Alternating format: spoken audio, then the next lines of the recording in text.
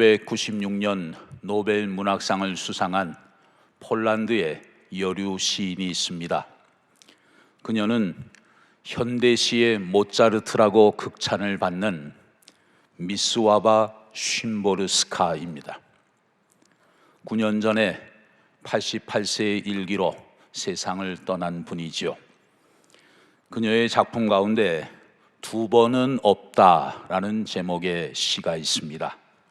이 시의 내용의 일부를 여러분에게 소개합니다. 두 번은 없다. 지금도 그렇고 앞으로도 그럴 것이다. 그러므로 우리는 아무런 연습 없이 태어나서 아무런 훈련 없이 죽는다.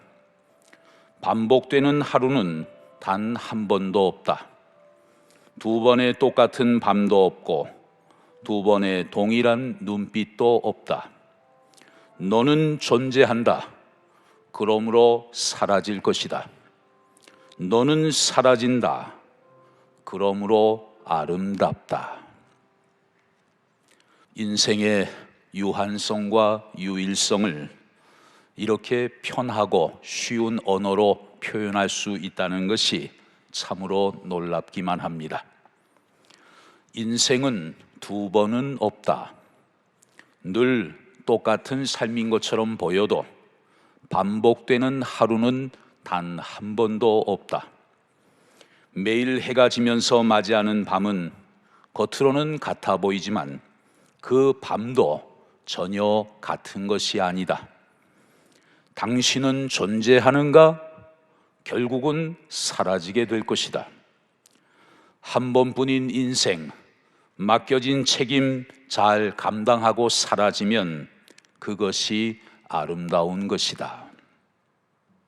여러분, 신앙인으로 산다는 것은 무엇을 의미하는 것일까요? 그것은 한 번밖에 없는 인생을 하나님 앞에서 후회 없이 살고자 하는 마음으로 오늘을 사는 것을 의미합니다. 오늘은 우리의 남은 인생에서 가장 젊은 날입니다. 최선을 다한 오늘이 차곡차곡 쌓이게 되면 빛나는 내일이 만들어집니다. 내일에 얻게 될 모든 아름다운 꽃과 풍성한 열매는 오늘 내가 뿌린 씨앗에 근거하게 되는 것입니다. 오늘 우리는 분주한 삶을 잠시 내려놓고 다시 복된 주일 예배의 자리에 모였습니다. 이 예배는 여느 예배와 똑같을 수 없는 한 번밖에 없는 유일한 예배입니다. 한 주 한 주의 예배가 쌓여져서 빛나는 한 달의 영성이 만들어집니다. 또 한 달 한 달의 영성이 채워져서 1년의 영적 성장이 만들어집니다. 그리고 한 해 한 해의 영적 성장이 모여져서 예수 그리스도의 장성한 분량이 충만한 데까지 이르는 온전한 사람이 비로소 될 수 있는 것입니다. 그래서 여러분, 오늘이 참 중요합니다. 오늘 이 예배가 참으로 소중한 것이죠. 이 시간 마음과 정성을 다해 영과 진리로 하나님을 예배하는 여러분 모두에게 하나님의 크신 위로와 치유와 회복의 은혜가 충만히 임하게 되시기를 주의 이름으로 축복합니다. 오늘 본문 시편 137편은 바벨론의 포로로 끌려간 유다 백성들이 그곳에서 겪었던 고통, 고난, 그리고 서글픔과 인간적인 그리움을 기록한 시편입니다. 잘 아시는 것처럼 주전 586년 바벨론의 느부갓네살 왕의 군대가 유다 예루살렘을 세 번째 침공했습니다. 마침내 유다 나라는 망하고 성전은 파괴되고 예루살렘 성벽은 회파되었습니다. 그리고 많은 사람들이 죽임을 당하고 살아남은 백성들은 바벨론의 포로로 끌려가서 노예 생활을 하게 되었습니다.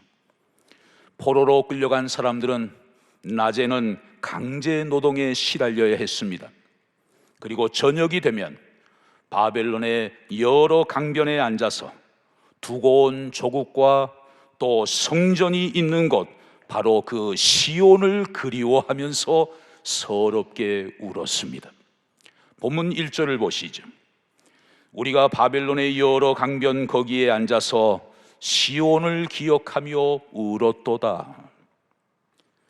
우리말 성경에는 나와 있지 않지만 히브리어 성경에 보면 시온을 그리워하며 울었다, 이 표현 앞에 히브리어 부사 깜이라는 단어가 나옵니다. 정말로, 참으로, 그런 뜻이에요. 정말로 시온을 그리워하며 울었다, 참으로 시온을 그리워하며 울었다. 그러니까 유다 백성들이 시온을 그냥 적당히 그리워한 것이 아니었습니다. 정말 가슴에 사무칠 정도로, 정말 참을 수 없을 정도로 그리움이 아주 깊었던 것을 우리가 짐작해 볼 수 있겠습니다. 여러분, 유다 백성들은 바벨론의 포로로 끌려가 살면서 소중한 것들을 많이 잃어버렸습니다. 그 가운데 몇 가지를 말씀드리면, 첫 번째로 그들의 평범한 일상을 잃어버렸어요. 자기들이 늘 당연하게 여겨왔던 예루살렘에서의 그 평범한 일상의 삶을 이제는 더 이상 누릴 수 없게 되었습니다. 자유를 다 빼앗겨 버린 채 남의 나라에서 포로로 눌려 지낼 수밖에 없는 그런 고통스러운 삶을 살게 된 것입니다. 두 번째로, 무엇보다도 저들에게 힘들었던 것은 성전을 잃었고 예배를 잃었다는 거예요. 시온을 기억한다고 할 때 이 시온은 예루살렘 성전이 있는 그 장소를 상징적으로 표현하고 있는 단어입니다. 예루살렘 성전이 이방 나라의 군대에 짓밟혀서 무너져 버렸습니다. 이제는 가고 싶어도 갈 수가 없는 너무나 안타까운 절망적인 상황이 되어버리고 만 거예요. 세 번째로, 백성들이 잃어버린 또 하나는 바로 찬송을 잃어버렸어요. 찬송은 하나님께만 온전히 올려드려져야 하는 향기로운 제사입니다. 그런데 이 바벨론 사람들이 포로로 끌어온 유다 백성들을 조롱하기 시작합니다. 뭐라고 조롱을 하는지 본문 3절을 보십시오. 이는 우리를 사로잡은 자가 거기서 우리에게 노래를 청하며 우리를 황폐하게 한 자가 기쁨을 청하고 자기들을 위하여 시온의 노래 중 하나를 노래하라 함이로다. 야, 니네들 노래 한번 불러봐라. 니네 신들에게 부르는 노래로 불러서 우리를 좀 기쁘게 좀 해봐라. 이렇게 조롱하며 말을 할 때 유다 백성들은 차마 그들 앞에서 찬양을 할 수가 없었던 거죠. 그래서 오늘 본문 2절에 보면 그 중에 버드나무에 우리가 우리의 수금을 걸었다고 고백을 합니다. 그들의 악기인 수금을 버드나무에 걸어버리고 말았어요. 나무에 수금을 걸었다, 이 표현은 마치 죄수가 교수형에 처해진 것과 같은 그런 표현이죠. 그러니까 찬양이 지금 교수형에 처해진 거예요. 우리가 어떻게 이방 땅에서 여호와의 노래를 부를 수가 있겠는가? 하나님을 조롱하는 사람들을 위해서는 우리는 절대로 찬송을 부르지 않겠다는 그런 결단이 그 속에 담겨져 있는 거죠. 하나님, 우리가 시온에서 하나님의 성전에서 하나님께 찬양을 드리고 싶은 마음이 너무나도 간절합니다. 그러나 지금은 우리가 그렇게 할 수가 없네요. 지난날에 마음껏 찬양할 수 있었을 때, 마음껏 하나님을 예배할 수 있었을 때 제대로 찬양을 하지 않고 제대로 하나님을 예배하지 못한 것, 하나님 앞에 진심으로 참회합니다. 우리를 회복시켜 주신다면, 우리를 다시 일상의 삶의 자리로 돌이켜 주신다면 앞으로 열심히 하나님만을 찬양하며 하나님만을 예배하며 하나님께 영광 돌리는 삶을 살아가겠나이다. 이런 후회와 인간적인 간절함이 백성들의 고백 속에 담겨 있는 것이죠. 강변에 앉아 있는 그 유대인들의 마음을 오늘날 많은 사람들이 음악으로도 표현을 했습니다. 그 중에 이탈리아의 주세페 베르디가 쓴 오페라 나부코에 보면 그 유명한 히브리 노예들의 합창이 나옵니다. 나부코는 바벨론의 느부갓네살 왕의 이름을 이탈리아식으로 줄여서 부른 표현이죠. 오페라 나부코 제3막에 나오는 히브리 노예들의 합창 가사의 일부분을 여러분에게 잠시 소개합니다. 부드럽고 따뜻한 산들바람, 코에 맴도는 감미로운 흙냄새, 요단강 강물에 인사하고 시온성 벽에 입맞추게, 아, 잃어버린 아름다운 내 조국, 아, 가슴에 사무치는 그리움, 현명한 예언자의 황금 하프여 어찌 버드나무에 달린 채 잠잠한가? 주님께 용서와 자비를 간구하라. 고난을 견디도록 힘을 주소서. 고난을 견디도록 힘을 주소서. 고난을 견디도록 힘을 주소서. 오늘 본문 시편 137편에 유대인들의 심정을 잘 담고 있는 아주 클래식한 작품입니다. 여러분, 유다 백성들처럼 오늘 우리도 코로나 사태로 인해서 잃어버린 소중한 것들이 많이 있습니다. 첫 번째로 우리도 일상을 잃어버렸습니다. 평범했던 일상의 삶이 이제는 아주 특별한 것이 돼버리고 말았어요. 애들은 학교에 가고 엄마 아빠는 직장에 나가시고, 그리고 우리 성도들은 때가 되면 다 예배당에 나와서 함께 예배를 드리는 그런 일상의 삶이 영원할 줄로만 알았습니다. 그런데 눈에 보이지도 않는 이 코로나19 바이러스로 인해서 우리는 그 평범한 일상의 삶을 다 빼앗겨 버렸어요. 일상을 누리는 것이 얼마나 특별한 것이었는지, 또 얼마나 소중한 하나님의 축복이었는지를 우리가 지금 삶 속에서 많이 느끼고 있지 않습니까? 두 번째로 우리도 성전에서의 예배를 잃어버렸습니다. 지난 1년 반 동안 어떤 때는 성전에 모이지도 못하고 가정에서만 영상으로 예배를 드릴 때도 있었습니다. 지금 예배당 예배는 제한적으로 다시 재개는 되었지만 온 성도들이 함께 예배당에 모이지 못하는 온전한 예배의 회복이 아직 이루어지지는 못한 것입니다. 세 번째, 우리도 찬송을 잃어버렸습니다. 물론 우리가 예배 시간에 찬양을 부르고는 있습니다. 그러나 방역 수칙을 철저히 지키기 위해서 모두가 마스크를 착용한 채 찬양을 부르고 있어요. 그러다 보니까 아무래도 마음껏 소리를 높여서 하나님을 온전히 찬양하기가 참 어려운 것이죠. 코로나 사태를 겪으면서 우리가 이렇게 삶 속에서 잃어버린 것들이 많이 있습니다. 그러나 영영 잃어버리는 것은 아닐 것입니다. 반드시 회복의 날이 우리에게 찾아오게 될 것입니다. 여러분, 우리가 여기에서 유대인들의 역사를 통해 좀 주목해 봐야 할 것이 있습니다. 왜냐하면 그 역사가 우리에게 주는 의미와 교훈이 참 크기 때문이에요. 첫 번째로, 바벨론의 포로 생활이 유대인들에게 나쁜 것만은 아니었다는 것입니다. 오히려 그 시기는 민족의 정체성을 분명하게 세워주는 기간이었어요. 바벨론 포로기의 유대인들은 자신들의 민족의 역사를 재서술했습니다. 그리고 율법의 체계를 든든하게 갖추는 일에 최선을 다했습니다. 왜 그랬을까요? 비록 나라는 망했지만, 성전은 무너졌지만, 적어도 자신들의 신앙만큼은 다음 세대에게, 그리고 오고 오는 세대에게 잘 전해주어야 한다는 그 사명감이 유대 백성들에게 그렇게 무겁게 다가온 거예요.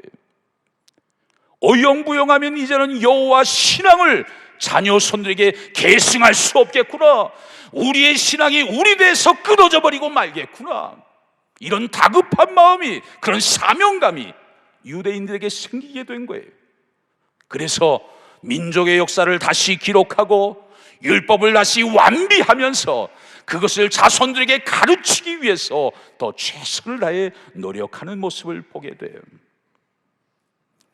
유대계 영국인 작가 사이먼 몬티피오리는 예루살렘 전기라는 책에서 이런 말을 합니다. 유대 땅에서 멀리 떨어진 곳에서 유대인들은 점점 진정한 유대인들이 되었다. 저는 이 글을 대하면서 이런 생각이 들어요. 오늘날 코로나 재앙을 통해서 그리스도인들은 진짜 그리스도인들이 되어갔다. 여러분, 쭉정이들은 말이죠, 이 코로나 태풍 속에 다 날아가 버리고 마는 거예요. 평소에는 신앙인인 줄 알았는데, 평소에는 그리스도인인 줄 알았는데 코로나 태풍이 한번 불어오니까 다 날아가 버리고 없어요. 오히려 이 코로나 사태를 통해서 알곡들은 진짜 알맹이로 잘 여물어 가게 될 것입니다. 두 번째 교훈은 이 바벨론의 느부갓네살 왕이 그 당시에 천하를 호령하면서 자신의 화려한 제국 건설에 혼신의 힘을 다 쏟아부었어요. 또 그 꿈이 겉으로는 실제적으로 이루어지는 것처럼 보였습니다. 그러나 결국 그의 제국은 오래가지 못하고 메데 바사 페르시아 제국에 결국 무릎을 꿇고 말았습니다. 그리고 그는 허망하게 역사의 뒤안길로 사라져버리고 만 거예요. 그러나 여러분, 그 느부갓네살 왕에 의해서 망하고 죽임을 당하고 끌려가고 고난을 당하고 강제 노역에 시달리던 유다 백성들은 어떻게 되었습니까? 당시에는 정말 가장 비참하게 보이고 가장 불행한 민족처럼 보였어요. 그러나 포로 생활 70년 만에 바사왕 고레스 덕분에 이제 저들은 고향으로 예루살렘으로 시온산으로 귀환하게 되었습니다. 그리고 무너진 성전을 다시 재건하고 하나님의 나라를 다시 회복하게 되었습니다. 정말 꿈만 같은 일들이 저들의 역사 속에 기적처럼 일어나게 된 거예요. 어떻게 이런 일들이 가능할 수 있었을까요? 그것은 역사를 다스리는 주권이 한 나라의 임금에게 있는 것이 아니라 전능하신 하나님께 있기 때문이라는 사실을 우리에게 보여주고 있는 거예요. 그 하나님이 역사의 흥망성쇠와 인생들의 생사화복을 오늘도 주관하고 계시는 줄로 믿습니다. 한 아버지가 어린 딸에게 나무 이야기를 해주고 있었습니다. 얘야, 나무들을 바다 건너 실어 나를 때에는 어떻게 운반하는지 아니? 그것들을 뗏목처럼 묶어서 바다 위로 끌고 오는 것이란다. 그 얘기를 들은 딸은 신기한 듯이 아빠에게 물었습니다. 아빠, 참 이상하네요. 그럼 나무들이 계속 물에 젖어서 가라앉아 버리고 말 텐데 어떻게 그 먼 바다를 건너올 수 있을까요? 아버지는 대답합니다. 그 이유는 나무들마다 품을 수 있는 수분의 양이 처음부터 정해져 있기 때문이지. 어느 정도 물을 흡수하게 되면 나무는 더 이상은 젖지 않는단다. 그걸 함수율이라고 그래. 물을 품을 수 있는 비율이죠. 함수율. 너도 어느 정도 밥을 먹으면 숟가락을 놓지 않니? 그것과 똑같은 이치란다. 여러분, 아무리 무겁고 큰 나무라도 자기 안에 품을 수 있는 물의 양은 정해져 있습니다. 그래서 그 먼 바다를 건너오면서도 완전히 물에 젖어서 바다에 가라앉지는 않는 것입니다. 사실 이 함수율은 우리 인생에도 그대로 적용이 돼요. 그 어떤 고통과 혼돈의 바닷물이 우리의 발목을 휘감고 우리의 허리를 뒤흔들고 우리의 가슴을 짓누른다 하더라도 하나님이 정해주신 경계가 있어요. 그렇기 때문에 우리를 완전히 적셔서 가라앉힐 수는 없는 것입니다. 지난 1년 반 동안 우리 모두는 코로나 팬데믹 사태로 인해서 많은 어려움을 겪어왔습니다. 또 많은 것들, 소중한 것들을 잃어버렸어요. 평범한 일상을 잃었습니다. 성전에서의 예배를 잃었습니다. 하늘 보좌에 올려드리는 영광스러운 찬송을 잃었습니다. 그리고 교회가 감당해야 되는 예배와 선교와 교육과 봉사와 교제가 다 힘을 잃고 말았어요. 그러나 여러분, 그것이 끝은 아닙니다. 물론 겉으로 볼 때는 모든 것이 코로나 바다에 다 수장이 되어서 다 망할 것처럼 보여요. 그러나 사실은 그렇지 않아요. 설령 물에 빠질 수는 있어도 결코 그 물속에 잠기지 않습니다. 절대로 우리는 망하지 않습니다. 왜? 우리 인생에도 하나님이 정해주신 영적 함수율이 있기 때문에 그래요. 아무리 무서운 풍랑이 쓰나미처럼 우리 앞에 몰려온다 하더라도 하나님이 정해주신 경계선을 그 물이 넘지 못하도록 하나님이 우리의 인생을 철저하게 주관하고 계시기 때문에 그렇습니다. 그래서 여러분, 성경은 매일 우리에게 말씀해요. 한번 따라하겠습니다. 두려워하지 말아라. 한 번 더, 두려워하지 말아라. 너희에게 쓰나미가 몰려와도 절대로 너희 인생을 완전히 범람하지 못해. 내가 다 경계선을 정해놨어. 내가 너희 인생을 책임진다. 나 여호와 하나님만 믿고 의지하면서 담대하게, 의연하게 어려움을 참고 견뎌내야 돼. 내가 반드시 회복시켜 줄 거야. 한 번 더 따라하겠습니다. 두려워하지 말아라. 두려워하지 말아라. 사랑하는 성도 여러분, 코로나로 무너져 내리는 한국교회를 바라보면서 눈물과 탄식으로 기도하며 예배의 자리를 끝까지 지켜내는 성도들이 있는 한, 하나님은 오늘도 우리 교회에 자비와 긍휼을 베풀어 주실 것입니다. 또한 인생은 한 번밖에 없는 유한한 것임을 알고, 비록 삶의 자리가 많이 힘들지만 그래도 하나님 앞에서 좀 더 최선을 다해 하루하루를 살아내려고 하는 그 삶의 자세를 견지하는 한, 하나님은 성도들의 삶의 자리를 복되게 하시고 모든 아픔과 상처를 싸매시고 치유해 주실 것입니다.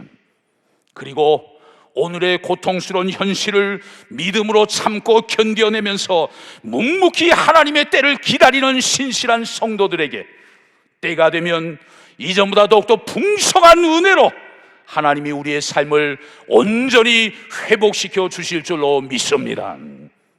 그 회복의 날을 기대하며 함께 소망을 가지십시다. 그리고 오늘의 코로나 팬데믹 속에서 하나님이 원하시는 우리 삶의 모습이 어떠한 것인지를 바르게 깨닫고 더욱 진실한 그리스도인이 되기 위해 최선을 다해 노력하십시다. 그리고 세상 나라는 반드시 무너지지만 하나님의 나라는 마침내 영영이 서게 될 것을 확신하고 더욱더 맡겨주신 사명을 위해서 충성하며 나아가십시다. 하나님의 도우심과 치유하심과 회복하심의 은혜가 오늘 예배드리는 여러분 모두에게 충만히 임하게 되시기를 주의 이름으로 간절히 축원합니다.